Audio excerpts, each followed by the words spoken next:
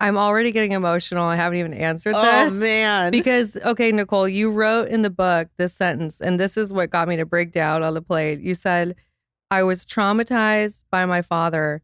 I was also loved by him. Yep.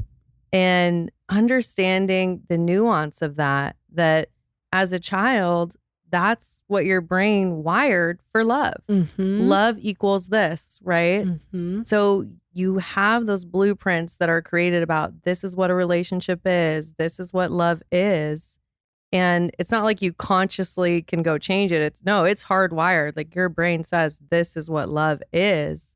And that shapes every decision you make in your dating life. Wow. And that's bananas because it sounds like, and you can confirm or deny, you aren't choosing to be hardwired this way. Is it just like your body sort of taking in visuals of whatever and then building an image of love? And like, what type of visuals are you taking in if that's how it works? Yes. I know you're a metaphor person. I know. I'm am like, too. give me the examples, girl. Yeah. Here's the metaphor is Mhm. that your brain has a file cabinet Okay. that has relationships, right?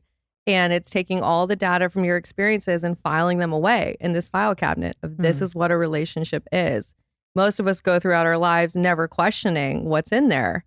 And when we're healing, the goal is that we empty that file cabinet out, look at all of it. That Right? sounds terrible. No, thank you. Right? It is. It's so much work. And we Yeah. decide like, hey, this is what serves me. This is what I need to add. But yeah, it's completely unconscious.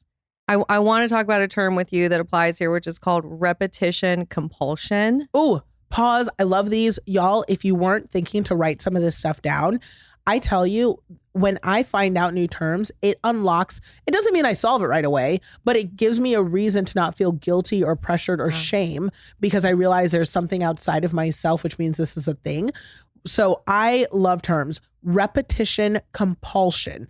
Yes. So this relates to how we choose our partners later in life based on what we saw growing up. Definition, how it shows up. Need to know. Yeah, absolutely. So you are repeating the pattern that you had, the blueprint, if you will, of what a relationship is. And it's a compulsion, meaning it's not conscious. You're doing this unconsciously. And here's the thing that people don't realize is we have this unconscious wish that this time it would be different. That if this time I choose this partner in my adult life and they're emotionally unavailable, but if this time I can get them to love me, that's going to make up for everything I experienced as a child. Ooh, that is weighty.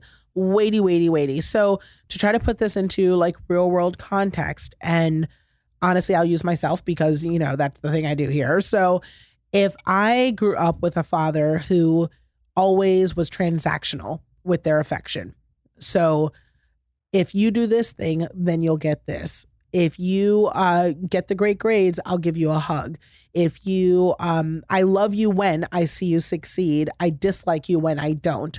Then, but success is defined by me or whatever. Then when I get older and I'm seeking a male partner or a partner in whatever context, and I meet them, if they say, oh, you cooked dinner, here's a hug. Oh, you didn't cook dinner, you're useless. Mm-hmm. I won't see that as being a bad response. Instead, my brain will say, yep, that's what I'm used to. That's Yes. still, and maybe even worse, I'll call it love. Yes, absolutely. Yes. And not know that that's not okay. And if anything, I'll look for that because that is what's appropriate to me.